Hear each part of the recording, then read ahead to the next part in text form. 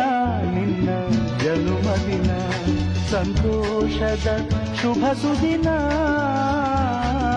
ಈ ಸುದಿನ ನಿನ್ನ ಜನುಮದಿನ, ಹಳೆಯದು ಮರೆಯಲಿ ಹೊಸತಿನಲ್ಲಿ, ಈ ಜೀವನ ನಲಿಯಲಿ ಹರುಷದಲ್ಲಿ.